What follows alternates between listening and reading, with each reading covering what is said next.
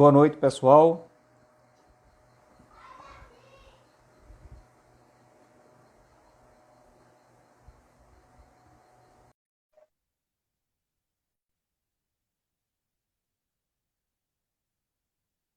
Hoje estamos com José Cláudio. Está chegando aí para a gente fazer a nossa live Só um momentinho, de só. hoje. Tranquilo, Cláudio? Carlos Jorge, nosso amigo. Boa noite. David Santos. Seja bem-vindo, amigo. Hoje com o nosso amigo José Cláudio. A gente vai estar falando um pouco aí da psicologia, transporte, né? Essa relação aí da psicologia, incluída ao trânsito e ao transporte, com o especialista José Cláudio.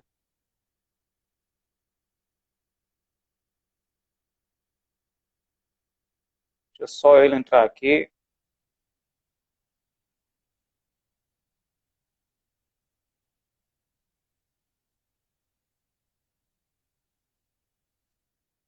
Deixa Cláudio aceitar aí.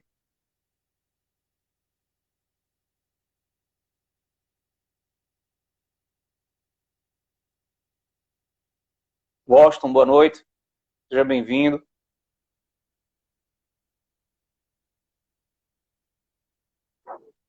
Aguardando o nosso amigo aí, José Cláudio.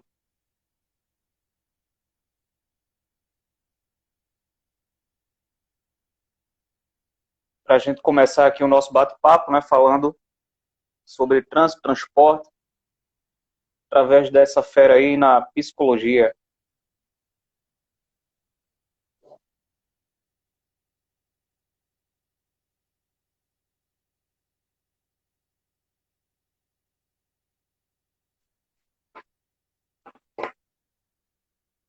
Deixa eu ver aqui, Cláudio.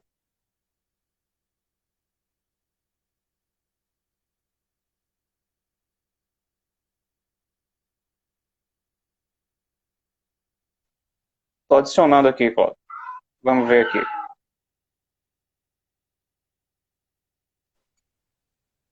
Cláudio, boa noite. Vera. Agora vai. Agora. Boa noite, Cláudio. Boa noite, meu amigo. Tudo bom? Tudo certo. Cláudio, tem algumas pessoas que já chegaram, né? Carlos Jorge, Vera, Washington, nosso amigo aí, seu xará, Cláudio. Boa noite, Cláudio. A gente vai estar tratando aí, né, sobre esse tema que você manda muito bem, que é a psicologia. Você Obrigado. sabe que eu sou seu fã, né, nunca escondi isso, você sabe muito bem disso. Obrigado, E amigo. a gente vai estar relacionando ao transporte, né? Nosso amigo Wesley também está chegando aí, e também mais uma fera aí do transporte, né? Nosso de Pernambuco. Quantas pessoas bacanas que a gente tem aqui, nossos amigos. Cláudio, para a gente começar, eu vou fazer uma breve apresentação aqui do José Cláudio, né? Vou ler um pouquinho aqui do currículo dele, só um pouco, porque senão passaria a noite inteira falando, né? José Cláudio, ele é psicólogo especialista em psicologia do trânsito e em vê que nome, psicomotricidade, né? É isso mesmo, psicomotricidade. Então, observador certificado pelo Observatório Nacional de Segurança Viária, professor de pós-graduação em Psicologia do Trânsito e em Gestão e Direito de Trânsito, na Faculdade Exuda aqui do Recife, coordenador do grupo, coordenador pedagógico, né, do grupo de autoescola X1, e perito em acidentes, eventos de trânsito, formado, né, pela FENASDETRAN. Esse é um pouco aí do currículo do nosso amigo Cláudio. Cláudio, com você a palavra. Tá certo então, meu amigo. Eu vou falar um pouquinho do nosso professor Wallace, né? Somos amigos, eu também sou seu fã, certo? A recíproca é verdadeira, né?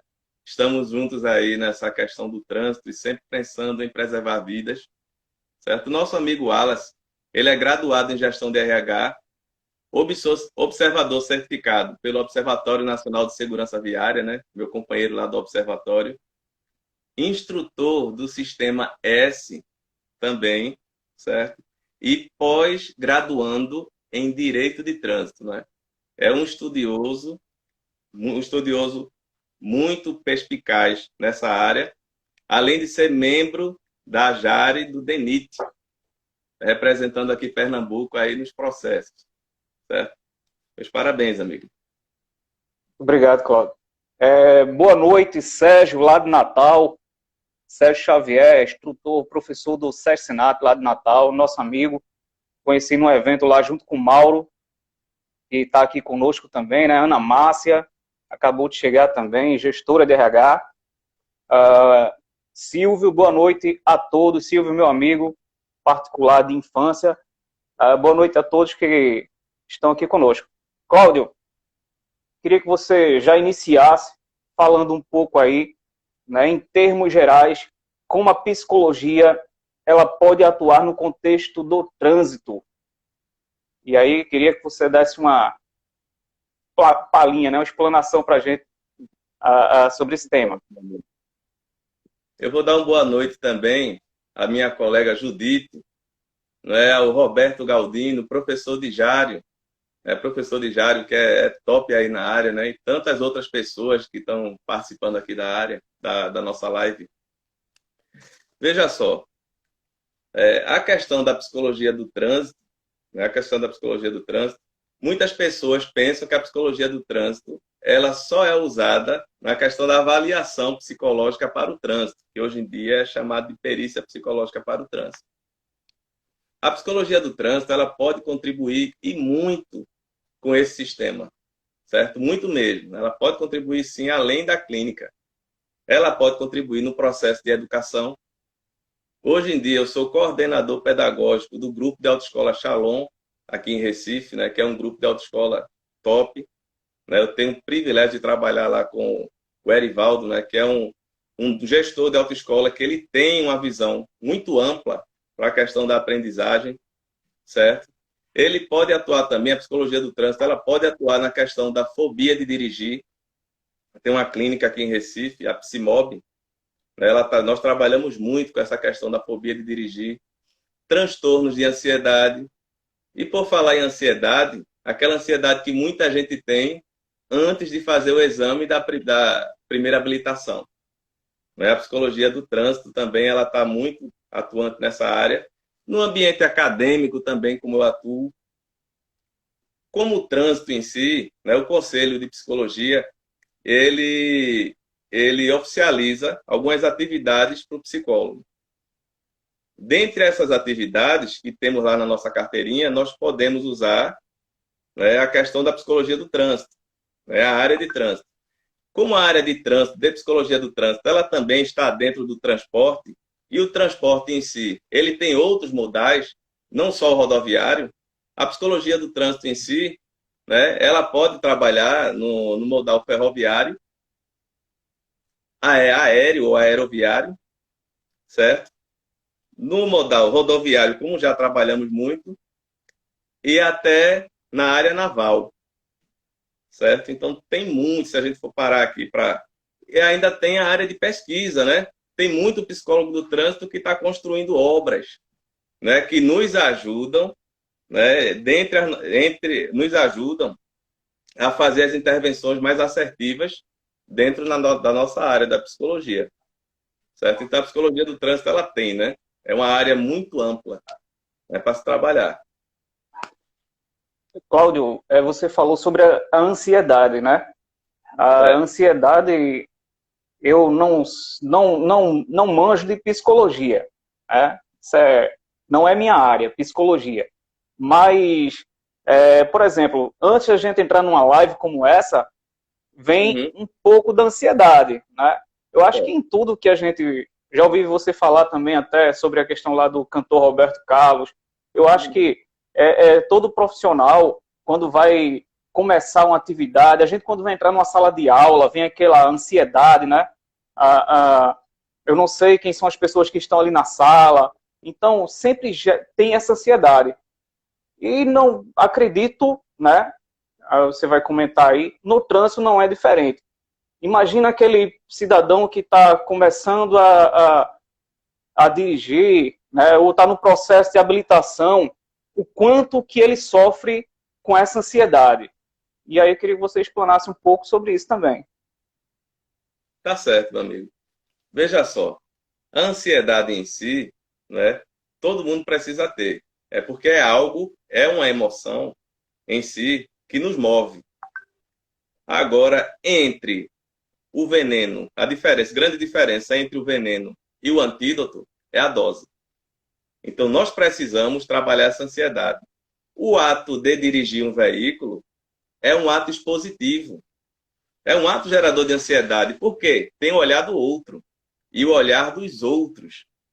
Né? Pessoas que são muito perfeccionistas, às vezes, têm essa questão da ansiedade exacerbada por conta disso. Porque, às vezes, elas não admitem o próprio erro. E, quando erram, não admitem serem vistas por pessoas que muitas vezes são desafetos e que podem, de alguma forma, criar uma chacota por conta do erro dela. Certo? Essa questão da ansiedade no trânsito também, nós podemos verificar, dando como exemplo, você está em um semáforo, né? Tem algumas regiões que chamam de sinal, não é? Mas o semáforo em si, certo? Você está lá no semáforo, tem 10 veículos na sua frente, o semáforo abre para o primeiro, e você já está buzinando aqui. A ansiedade em si, quando ela está em excesso, ela vai fugindo da razão. Qual seria a razão? Na prática, se eu tenho 9 veículos na minha frente, eu não teria condições de sair no mesmo tempo que o semáforo abriu, a menos que os 9 veículos arrastassem. Mas não, a minha atitude em si, movido pela ansiedade, ela se torna irracional. Quando você começa a refletir sobre isso, rapaz, eu estou buzinando aqui sem necessidade nenhuma. E a pessoa que está na frente, que está vendo que você está buzinando sem necessidade nenhuma, também pode se irritar. Certo? É outra questão. E a questão também, Wallace, trazendo essa parte da ansiedade, que é muito interessante, principalmente para a primeira habilitação, é importante que a gente comece a verificar o que é a primeira habilitação para aquela pessoa. Para que ela vai usar? Tem pessoas que quando vão tirar a primeira habilitação, aquela primeira habilitação ali, às vezes é a porta de emprego da vida dela.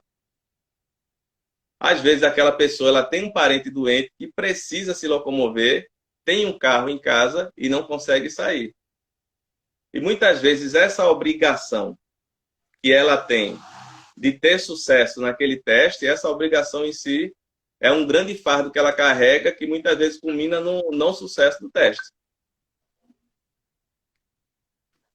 Eu estava ajeitando aqui a câmera, né, porque alguém falou comigo no WhatsApp, ou minha amiga Vera falou comigo aqui, a imagem não estava muito bacana, e aí eu afastei um pouco aqui. Cláudio, ainda dentro dessa ansiedade, Perfeito. a gente que trabalha aí no transporte coletivo de passageiros, como instrutor, né, eu já fiz vários testes práticos como candidato a motorista, né, Certo. e ali me sentia, claro, bastante ansioso, né, na necessidade de ser aprovado naquele processo. Eu tive uma experiência com um candidato, não sei se eu já cheguei a comentar isso com você, não me lembro, mas eu tive a experiência com um candidato onde ele pegou o cinto de segurança no teste prático, pegou o cinto de segurança e enrolou no pescoço, literalmente. E aí, o que talvez tenha levado ele a ter cometido esse ato? Veja, isso é bem interessante, né, essa questão. A ansiedade em si, quando a pessoa está ansiosa, ela consome muita, mas muita energia do corpo. Wallace, é um tipo de transtorno que causa sudorese.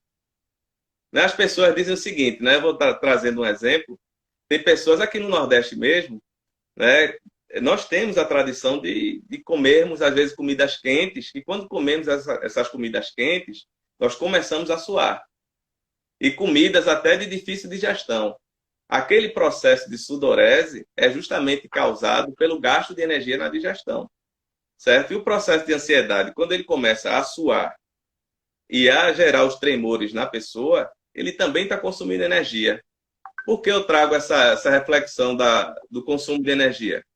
Quando a pessoa está num processo grande de ansiedade, tipo, vai ser um emprego, o motorista vai fazer um teste com você e aquele teste ali depende do emprego que vai alimentar a família dele.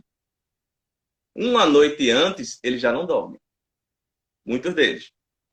Então, a falta de sono em si, Wallace, o sono em si ele é recuperador, né? O sono, nós precisamos do sono para reposição de energia. Então, ele já não vai ter aquela energia proporcionada pelo sono. E quando ele vai sair de casa pela manhã para fazer o teste, ele não come. É verdade. Falta de sono e falta de alimentação. Em que isso vai culminar? Quando ele chegar para fazer o teste, aí você vai olhar muitas vezes na carteira de trabalho dele. Ele tem 15 anos de experiência no transporte coletivo. Não tinha nenhuma colisão, não tinha nada. E quando ele vai fazer o teste, você já deve ter visto muito isso, ele não consegue guiar o veículo de forma retilínea. E ele começa, olha, a cair para um lado e a cair para o outro. É justamente o corpo dele, em si, o organismo, querendo desligá-lo por conta do cansaço. Se ele não se alimentou, se ele não dormiu, como é que ele vai exercer uma atividade que demanda uma atividade imensa do cérebro? Porque o maior cansaço do motorista de transporte coletivo, ele não é físico, ele é mental. Então, a atividade cerebral do motorista de ônibus ela é intensa. E para que essa atividade intensa ela consiga fluir de uma melhor forma, ele precisa estar bem alimentado e ter um sono básico, né? Para que isso consiga fluir. Cláudio, para a gente até mudar aqui o nosso tópico, ainda na ansiedade, eu me lembrei aqui, quando eu estava numa sala de aula, num curso de formação taxista, e tinha uns taxistas ali com a idade, né, um senhorzinho lá, e aí eu disse assim, pessoal, no final do curso a gente vai ter um teste. E aí teve um senhor que começou a se tremer, né, e saiu da sala meio que passando mal. Aí um outro aluno disse, ó, tu falou que ia ter teste, ele tá lá, passando mal. Né? E aí eu fui lá conversar com ele não estava realmente passando mal por conta do teste, não. Mas, né, só a palavra teste muitas vezes já abala as pessoas. Né? Só o fato de dizer assim, vai ter um teste, vai ter uma prova, muitas vezes as pessoas já ficam já preocupadas, né? Cláudio, nos dias atuais, com tantas opções de distração ao volante, porque se a gente levar em consideração a tecnologia embarcada, né, que o veículo tem hoje, né, hoje nós temos caminhões, né, que tem todo o conforto para um motorista, né, tanta opção de distração, né, e aí vem a pergunta, eu falo caminhões e ônibus, né, dentro do transporte coletivo, né, quanta distração que o motorista tem? A própria poluição sonora, poluição visual que a gente encontra na via pública, né? Enfim, são inúmeras situações ali para distrair o motorista, o condutor, seja ele profissional ou não. E aí, como se manter concentrado hoje em dia e principalmente se livrar de algo semelhante a isso aqui? Olha, é bem interessante, Wallace, esse questionamento, porque nós temos 5 sentidos, né? Audição, visão, olfato, tato, paladar, não é isso? Então, nós temos os nossos 5 sentidos. Dentre esses 5 sentidos, não é? Segundo o psicólogo, eu li um livro dele muito bom, Ático Dota, né? Que é psicólogo lá do Rio Grande do Sul. Que também quem reitera essa ideia é o professor Davi Duarte, professor doutor Davi Duarte, que eu sigo muito, né, as obras dele, né, e sempre cito as obras dele lá nas minhas aulas. Eles dizem o seguinte, 90% no ato de dirigir, 90% do sentido que a gente usa é a visão, certo? Os outros 10% vai ficar dividido entre o restante, mas 90% é visão. Então, nós precisamos muito da visão. No momento, Wallace, que você chega e abaixa a cabeça para pegar o celular, você cega toda a frente, certo? É muito rápido. É aquele questionamento que muitas pessoas dizem: rapaz, tu freou na minha frente e eu nem vi tu freando na minha frente. Claro, você não conseguiu ver. Você não conseguiu ver. Por que você não conseguiu? Própria parte mecânica do corpo. A partir do momento que você se abaixa aqui, olha, você cegou a frente. O carro que estava na frente freou. Quando você levanta a cabeça, o carro não tinha parado, o seu carro. Ele bate e você vai dizer realmente, eu não vi. A partir do momento que você está com as mãos no volante, que você gira a cabeça, que você olha para o retrovisor esquerdo, você vai cegar a frente e você vai cegar o lado direito. Quando você gira para frente, você cega as laterais, é o que chamamos de visão central e visão periférica. O correto, no ato de dirigir, é que consigamos dividir essa visão central, periférica. Central, periférica. Certo? Para que a gente consiga diminuir a quantidade de colisões causadas pelos pontos cegos, que eles são naturais. Eles são naturais. Todo momento que você olha para um lado e para o outro, você consegue gerar esses pontos cegos aí. Então é importante, quando você está dirigindo, você evitar usar o celular.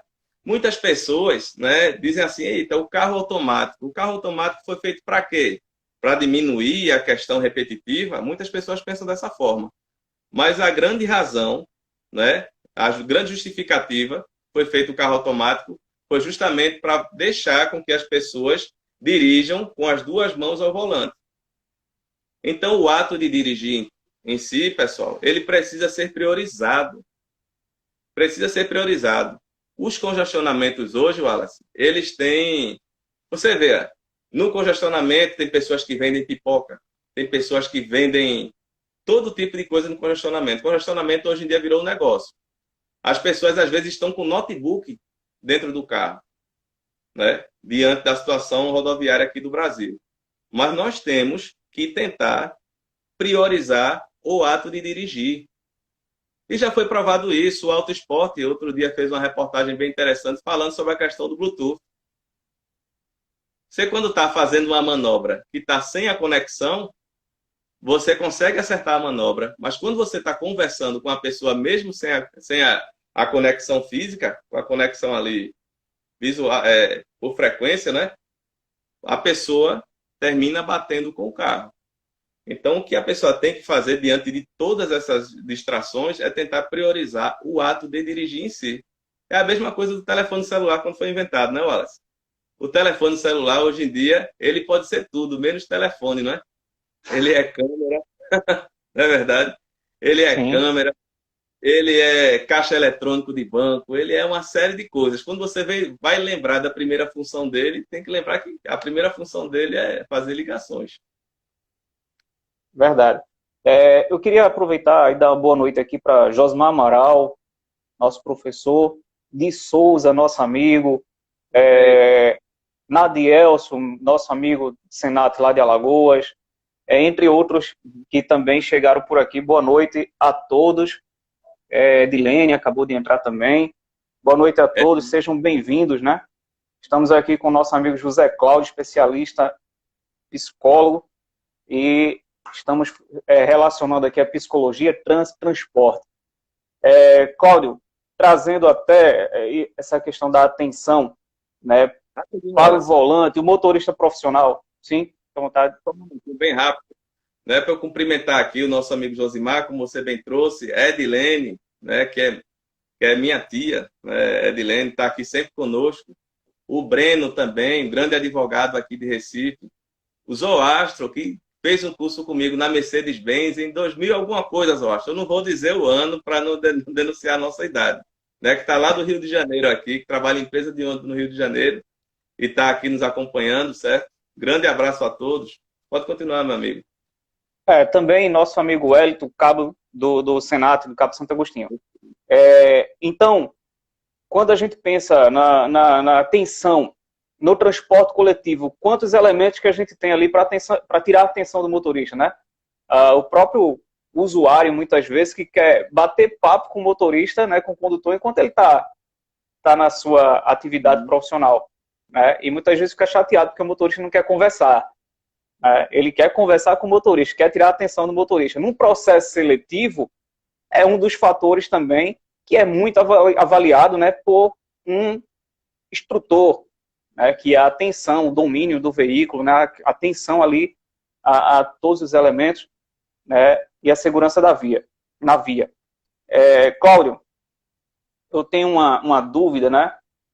Quais são as principais habilidades aferidas em uma avaliação psicológica para o trânsito com você? Isso. Né? Tem muitas pessoas que têm essa dúvida, né, Wallace? Aí eu vou fazer o psicotécnico, né? Chamam lá de psicotécnico, mas o nome mesmo é avaliação psicológica para o trânsito, que hoje em dia é chamado de perícia psicológica para o trânsito, né? Perícia. Então, quais são as habilidades que são avaliadas, não é, nessa perícia para o trânsito? Lembrando, pessoal, muitas pessoas também pensam, não, eu vou no psicólogo do Detran. Vejam, o que você vai fazer no psicólogo do Detran não é uma psicoterapia. Né? Você está com algum tipo de queixa, né, comportamental, não é ali. O que o psicólogo do trânsito faz, ele faz uma perícia. Certo? Faz uma perícia, ele vai avaliar alguns traços do comportamento para passar isso para o Detran, certo? E dentro desses traços, ele vai deixar você como apto ou inapto. O que é que realmente é avaliado, né? Segundo aqui a resolução a resolução número 1 de 7 de fevereiro de 2019, né, que é do Conselho Federal de Psicologia, o que é avaliado das habilidades? Os aspectos cognitivos, como a atenção concentrada, a habilidade que você tem de concentrar a atenção em alguma atividade ou em algo. A atenção dividida, que é a habilidade que você tem também de conseguir fazer uma tarefa dividindo ali a atenção, certo? Que no trânsito isso acontece a todo momento, que você está ali dirigindo, você está dirigindo ali, vai mudar um rádio, ou deu aquela espiada ali num pedestre que passou, o pedestre está passando aqui na faixa e o semáforo está fechando. Então, você consegue desempenhar ali aquelas duas atividades. A atenção alternada, que é quando você consegue desviar o foco de uma atenção para outra. Qual seria um exemplo desse tipo de atenção? É você olhando para frente, você girou para o retrovisor, olhou a lateral de um carro. Girou, olhou para frente. Alternou para a direita, olhou a lateral direita. E também a memória visual, pessoal, que é muito importante, a questão da memória visual, né? Que a memória visual é muito usada nos tipos de comunicação no trânsito, que são as não verbais, certo? É muito usada na sinalização, seja ela a sinalização horizontal, sinalização vertical, né? Eu sempre falo, pessoal, a sinalização de trânsito é um tipo de comunicação com o motorista, é um bate-papo que o condutor tem com a via, certo? É um bate-papo. Esse bate-papo ele tem que ser fino. Não adianta o condutor olhar para uma placa, para uma sinalização e não entender, certo? Então, ele tem que ter uma memória visual muito boa. A parte de inteligência também, certo? Tem que ser boa, também é aferido. Né? O senso crítico que o motorista tem dele também. Alguns traços de personalidade, pessoal, que são super importantes, né? São super importantes. A questão da impulsividade, né? A questão da agressividade também, né? Seja a impulsividade em grau alto ou em grau baixo, a agressividade também, as pessoas dizem, não, será que a agressividade é ruim? Olha, é como eu falei no início, a diferença entre o antídoto e o veneno é a dose. Então, nós precisamos de um pouco de agressividade até para sair, não é, do local. Ansiedade, pessoal, também é muito avaliada, né? E principalmente, né, agora, dentro desse contexto da pandemia, né, que os graus de ansiedade das pessoas estão bem elevados, certo? Então, é dentro desse contexto, meu amigo, que ao final dessa avaliação, o sujeito é considerado apto ou inapto. No final do ano passado, Cláudio, eu fiz a renovação da minha CNH e lá no exame, né, psicológico, eu achei interessante. A psicóloga ela explicou que era um teste novo. Você falou aí da memória visual, É, não é isso?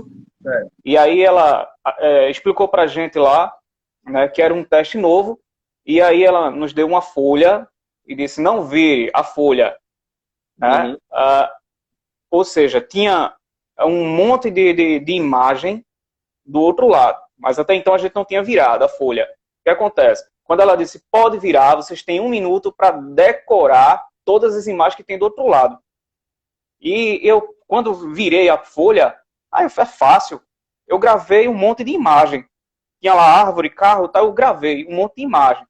E depois era para a gente revirar a folha e escrever. Escrever tudo que a gente tinha visto do outro lado da folha, no verso, né? Quando a gente foi escrever, particularmente eu fui escrever, já começou a dar branco.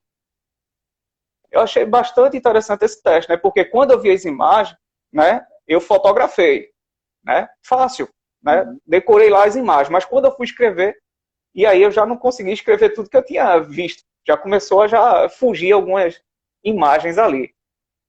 Cláudio, a gente trazendo aqui para o transporte, né? Ataque de fúria. Ataque de Hum. fúria. Ah, queria que você desse aí, né, uma explanação também sobre essa questão aí do ataque de fúria por parte de um motorista. Por que vem acontecer isso, um ataque de fúria? E também, muitas vezes, aí por parte de um passageiro também, transporte coletivo. Por que isso acontece? Pessoal, eu vou até estar complementando a pergunta da Judite, né? A minha nobre Judite, que está sempre conosco aqui, falando de como os traços, né, se manifestam. Veja só, o trânsito em si, eu comecei a estudar a questão do TEI, né? Tive a oportunidade de aprender também muito mais sobre esse tipo de transtorno TEI, que eu falo, pessoal, é o transtorno explosivo intermitente. Eu uso muito aqui, Wallace, olha, que é chamado também da síndrome do incrível Hulk, né? Eu Uhum. uso muito o boneco nas minhas aulas para contextualizar. Aí comecei a estudar esse transtorno pelo fato de ter descoberto que esse tipo de transtorno tem como um dos seus maiores fatores desencadeantes, ou seja, o gatilho, o relacionamento humano no trânsito. Então, como é que isso pode acontecer? Por que as pessoas se irritam tanto no trânsito, rapaz? Por quê? Simples, né? Simples. Vejam, o trânsito tem calor? Tem. Calor em excesso já irrita o ser humano por natureza. O trânsito também pode ter frio em excesso? Sim, em determinadas regiões. O frio em excesso também causa esse desequilíbrio, essa irritabilidade. O trânsito tem barulho? Tem. O barulho também, pessoal, ele irrita o ser humano por natureza também. O barulho em si, ele começa a desequilibrar a pessoa, certo? O barulho, o calor. O trânsito tem poluição visual? Sim. Existem até em algumas cidades o que chamamos de plano diretor. Aconteceu aqui no Recife, a questão da poluição visual. As empresas de ônibus trabalharam nisso, né, que elas tinham as cores muito fortes. Dentro desse plano diretor, as cores foram diminuídas ali. As imagens dos comércios também eles foram diminuídos ali por conta da poluição visual. Então, são vários fatores ali. Outra questão, o trânsito também, o fato de alguns motoristas, né? Isso é até bem polêmico, né? Alguns motoristas, eles usam até o fumê, o Wallace, o Uhum. fumê, porque dentro daquele meu carro ali, com o fumê, ninguém está me vendo. Então, isso pode gerar uma falsa sensação de anonimato. É aí que muitas pessoas começam a fazer as barbeiragens, se escondem ali, ultrapassam o semáforo vermelho, né? Não dão muitas vezes vez ao pedestre, é a hora da fechada. Né? E quando acontecem esses conflitos no trânsito, né, eles são potenciais geradores de ataque de fúria. Isso quando a pessoa é portadora do TEI, né? do transtorno explosivo intermitente, que no questão do transtorno explosivo intermitente, ele requer uma certa frequência. Né? Não quer dizer que uma pessoa que teve um ataque de fúria uma vez no trânsito, porque se irritou, ela é portadora do transtorno. A questão também, Wallace, trazendo aqui, como você bem trouxe, do transporte coletivo, uma das coisas que colaboram também é o fato de você acordar pela madrugada, né? Isso mexe um pouco com o nosso relógio biológico. Ou acordar pela madrugada ou largar pela madrugada.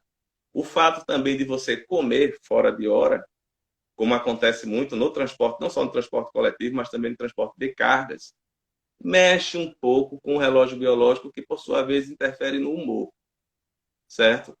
Então, são fatores que culminam e outra, que além de tudo isso, e todos esses fatores aí que culminam com o estresse, eles também são profissionais de atendimento ao público. Então, a carga é bem grande para você poder administrar toda essa situação. Certo? Espero ter respondido. Sim, Cláudio, Carlos Jorge está trazendo uma situação aqui, né? Sabendo da interferência da ansiedade no processo de formação do condutor, gostaria de saber se os instrutores de trânsito, né, estão capacitados, né, para a compreensão desse e de outros fatores psicológicos. Olha, eu até comento, né, quem convive comigo, quem conversa comigo, que há anos atrás, num processo seletivo para motorista, o pessoal era muito direto, dizia que só o fato de sentar na cadeira, né, já sabia, já entendia que aquele cidadão sabia dirigir, né, e se aprovava, se avaliava muito por habilidade técnica, né, e hoje, né, eu penso que tem que se avaliar a habilidade técnica, mas também comportamento. Tem que se dar um tempo para o candidato ali, né, avaliar todos os fatores e trazer aquela questão da empatia também ali com o candidato, não é?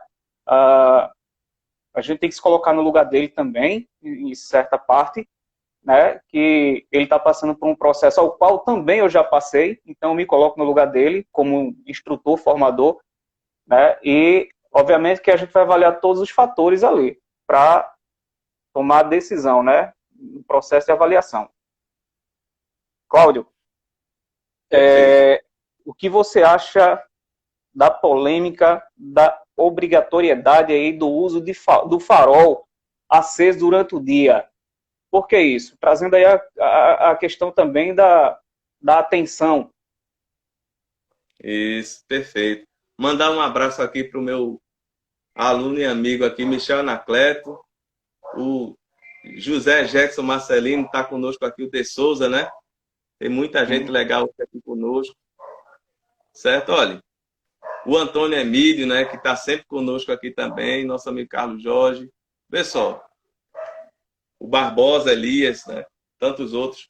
Essa questão do farol, ela foi bem polêmica, né, bem polêmica, que as pessoas pensaram o seguinte: não, eu não vou andar com farol aceso direto porque vai gastar lâmpada. Coisas do tipo.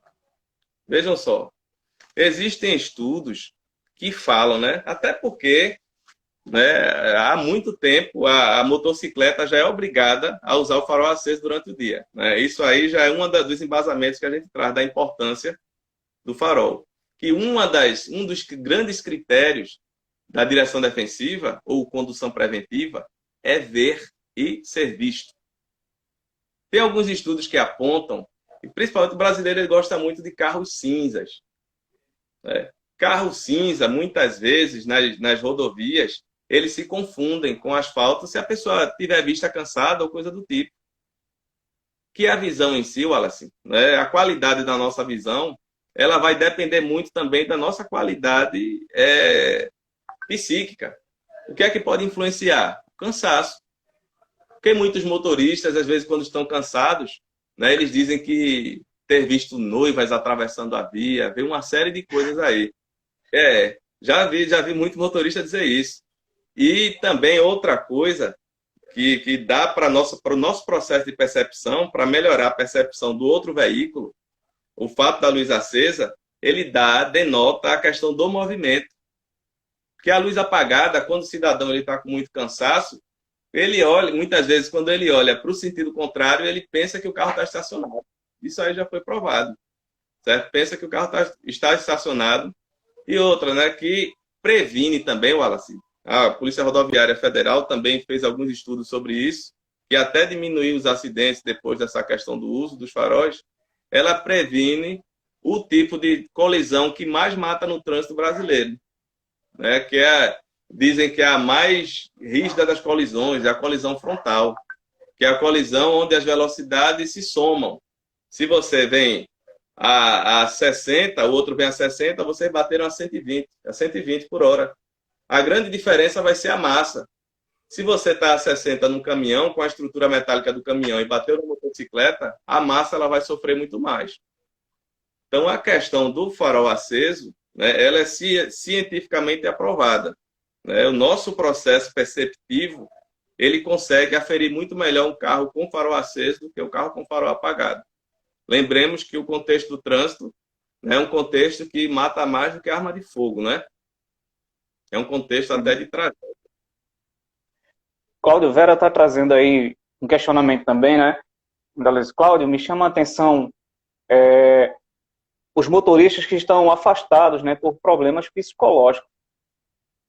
E poderia trazer um comentário aí, o que é que está acontecendo para ter tanto motorista assim afastado? Certo. Vera, é bem interessante, Vera. Mandar um abraço aí para o nosso amigo Ibson, né? Está aqui conosco hoje. Ó. Vera, é bem interessante esse questionamento. O que é que colocava muito motorista? O que é que colocava muito motorista no INSS, né? O que causava muito afastamento? Qual era o grande fator? O histórico. Era a lombar. Coluna. Coluna sempre afastou muita gente do serviço. Hoje em dia, né, na empresa que eu acompanho, certo? Essa questão da coluna ela já foi superada em alguns momentos, em algumas empresas aí. Foi superada por problemas psiquiátricos ou psicológicos. Muito. Mas o porquê disso? O que é que adoece tanto? É como o Wallace bem trouxe. A questão dos estímulos que o motorista tem ali. Porque o motorista, olha, não é fácil. Eu digo isso porque eu já fui motorista de ônibus. Como o Wallace, fui e sou, né, Wallace? Eu acho que não perdemos ainda a habilidade, né? Somos. O Wallace também, né, dirigiu ônibus por muito tempo. E no primeiro dia que eu dirigi um ônibus, eu acho que foi um dia para você guardar. É aquele dia que você vê a adaptação da atividade cerebral diante daquele contexto. Por quê? Vai ter a cigarra, são as portas que o motorista tem que comandar, os passageiros que sobem, os que descem, os que estão sentados, os que estão de pé, aquela criança que está correndo no corredor do ônibus, que o motorista também, a atenção dele também é direcionada àquela criança. Tanto é que o cansaço em si, desse tipo de profissional, ele é muito mais mental do que físico, como eu falei. Entendeu? E as cobranças também, né? As cobranças que existem, né? E como é que ele lidar com aquelas cobranças, que o mercado, né? Tem muita novidade também no mercado. A informatização dos veículos, que também é um grande gerador de estresse. Tem alguns cursos que a instituição, o SESC Senat aqui do Recife, não é? Ele está dando sobre tecnologia embarcada, que a mudança, nessa mudança tem muitos motoristas que estão resistindo às mudanças que estão chegando nos veículos. E essa resistência também é uma grande geradora de estresse. E também pode ser o estresse que pode causar o afastamento.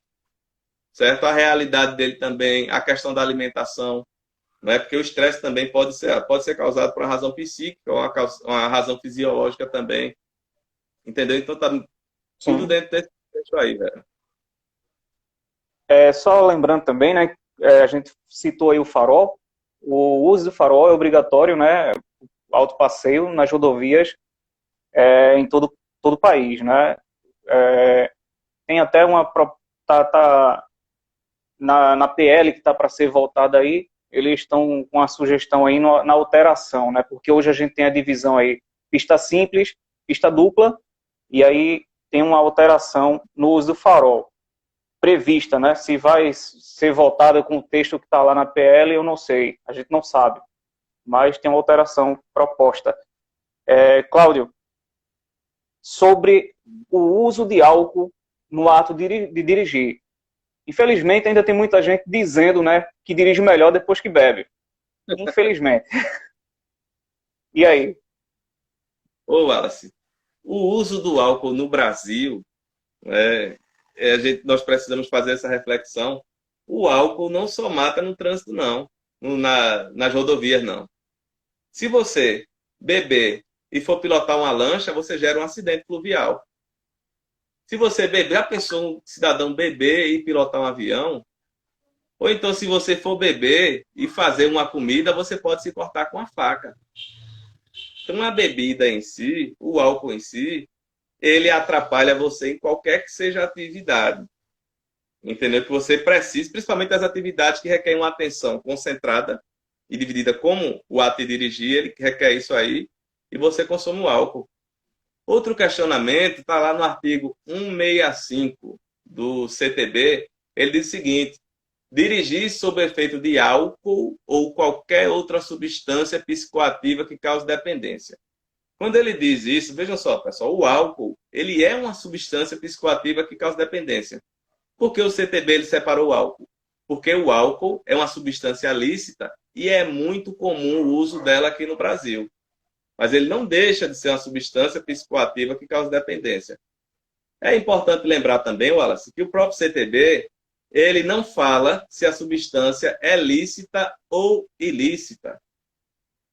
Eu já vi casos de motoristas, né, perderem o controle do veículo por estarem dopados com antialérgicos ou qualquer outro tipo de remédio.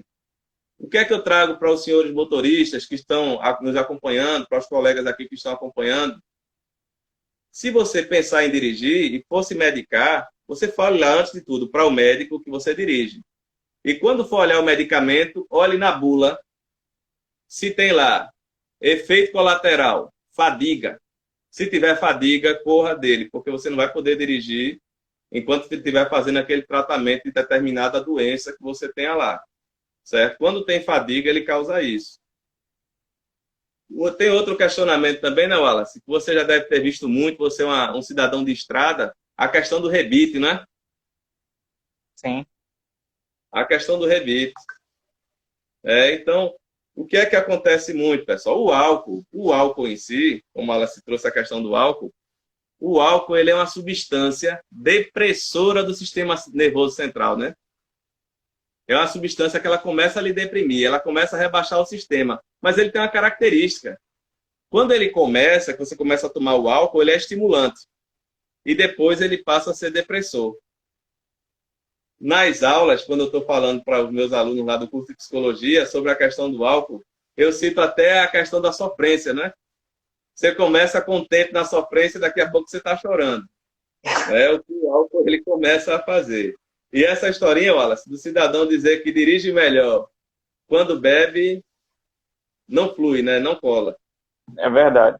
E, infelizmente, né, eu estava recentemente numa live com o Luiz Pigoso, né, um especialista em condição econômica. A gente estava conversando que muitas empresas hoje no Brasil estão contratando aí profissionais com pouca idade, né, com 20 e poucos anos, porque faz com que ele rode sem parar, e muitas das vezes esses motoristas, eles entram nessa onda, né? E nem tanto rebite, que aí eles passam realmente a usar crack, né? Eles passam a usar cocaína, né? Para se manter ali acordado e dar demanda para a empresa. O profissional não deve cair numa dessa nunca, né? Troca de profissão, vai fazer outra coisa, mas para usar droga, para fazer gosto de patrão, infelizmente, aí o caminho está equivocado. Né? É verdade. Pois é. Eu vou mandar Cláudio, um abraço para meu amigo Jorge Detroit, né? Grande amigo. Né? Mandar um abraço para o Galego, para o Antônio, também e para a Claudete. Né? Claudete foi minha aluna lá na empresa São Judas Tadeu. Claudete é uma guerreira, viu, Wallace? Né? Venceu muitas barreiras e hoje em dia está enchendo a gente de orgulho aí, dirigindo o ônibus numa boa. Parabéns, Claudete. Sejam bem-vindos. Cláudio, a hora já está bem avançada, né? A gente tem só mais um tópico aí para a gente chegar à conclusão, que é um dos vilões, né, que eu já até mostrei, que é o celular, que tira a atenção, que realmente não é compatível, né, o uso do celular e o volante. E aí, comenta um pouco sobre isso. Mandar um abraço para minha aluna Paula também, que está chegando aí. Certo? Vê só, Wallace. O uso exacerbado do celular, né, ele já virou uma doença, já virou um transtorno. E tem até nome, eu acho que eu tenho uma obra que fala dele aqui, ó. Olha aí, ó. Nomofobia. Uhum. Certo? Nomofobia. O que seria esse transtorno? É justamente um tipo de transtorno que fala sobre o uso exacerbado do celular e outras tecnologias, principalmente ele. Então é importante, pessoal, é importante que quando você estiver dirigindo, como já foi falado ali a questão da atenção, é que você não terceirize o ato de dirigir. Como é que funciona isso na prática? Eu falei no início da live que 90%, como é que está o tempo da gente aí, Wallace? Temos 7 minutos. Pronto. 90%, né, do ato de dirigir é concentrado aqui nos olhos, certo? A partir do momento que você atende o telefone, a atenção ela passa para o ouvido. É o que chamamos, né? Quando estamos dirigindo, a nossa atenção é o que chamamos de visioconstrução ou visiomotora. É visão, movimento. Então, o olho em si, ele recebe os estímulos do trânsito para poder gerar o movimento e dirigir. Quando você está no celular, a sua atenção ela passa para a audiomotora. Então, o seu cérebro em si, o foco, ele passa para a audição. Quando ele passa para a audição, nesse momento, ele terceiriza o ato de dirigir. A atenção ali no ato de dirigir, ela fica bem pouca. Certo? Então, outra questão que vale a pena lembrar, Wallace, do celular enquanto vilão, quando estamos dirigindo, né, a nossa pressão arterial em si, ela sobe também. Né, porque a atividade cerebral é muito alta. Muitas pessoas, quando estão dirigindo, com essa alta atividade cerebral, você vai lá e atende uma televisão, atende o telefone no ato de dirigir, aquela informação, dependendo da informação, ela pode até causar um infarto ali. Você dirigindo, escuta uma notícia ali, a sua mãe acabou de ser hospitalizada. Naquele momento de dirigir, que você está transportando mais de 100 pessoas no transporte, no ônibus articulado. O que é que vai acontecer? Pode paralisar um lado seu, infartar e você até desmaiar. Certo? Então, o ato de se usar o telefone enquanto você dirige, não é só aquela desatenção que pode gerar uma colisãozinha com bens materiais, não. Ela pode até matar a pessoa e matar outras pessoas. Eu sempre trago isso. A responsabilidade que o motorista de ônibus e o motorista de transporte tem com o trânsito é muito grande. Não é só com a vida dele, é com a vida de todos. E outra, motorista, lembre-se que tem uma família esperando por você em casa. Então, cuide bem da sua vida. Você cuidando bem da sua vida, preservando bem a sua vida, você vai conseguir, por tabela, preservar a vida das outras pessoas que estão no trânsito. E quando a gente fala motorista, a gente está falando só de motorista profissional, não, né? Tem muita gente aqui que atua com seu auto passeio, né? E tem que deixar o celular de lado. Eu sempre disse nas minhas aulas que uma mensagem negativa ou positiva, ela influencia no ato de dirigir, né? Porque imagina que o cidadão ali recebe uma mensagem muito boa, né? Olha, você passou num concurso público, ele está lá no volante. Então aquilo ali ele vai explodir de emoção ali e vai influenciar diretamente ali no ato de dirigir também, né? Seja positiva ou negativa. A nossa hora já está bem estourada. A gente tem muito assunto, né? Tinha só esse livro para a gente comentar aqui, mas já não dá mais tempo, né? Então, Cláudio, queria que você falasse aí um pouco sobre sua clínica, a atividade que você exerce aí com a sua clínica. Beleza, Wallace. Vou mandar um abraço aí para nosso amigo Márcio, né, capelão, que entrou aí também, está conosco. Se eu só ver aqui o que Judite escreveu, né, para a gente, altera a emoção, né, e compromete a cognição. Perfeito. Perfeito, Judite, perfeito. A minha clínica aqui, Wallace, eu trabalho, né, atendo virtual também, atendimento virtual na clínica. A minha clínica ela é especializada em mobilidade. certo? Nós trabalhamos lá com medo foco de dirigir. Nós trabalhamos também com a questão da ansiedade para a primeira habilitação, certo?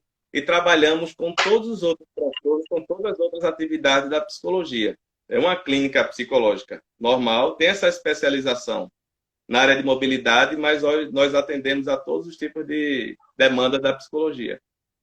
Como encontrar? Onde fica? Fica na Avenida Boa Viagem, certo? Na Avenida Conselheiro Aguiar, perto ali das instalações da antiga Autoescola Ativa, que hoje é a Autoescola Shalom, certo? O grupo da Autoescola Shalom. Também pode te procurar aí nas redes sociais, né, Cláudio? Claro, claro. Facebook. Isso. Pessoal, o nosso horário já realmente estourou, né? Realmente já estourou. Queria agradecer a todos, né? Todos que participaram aqui, nossos amigos. Muito obrigado mesmo pela participação de vocês, interação. Cláudio?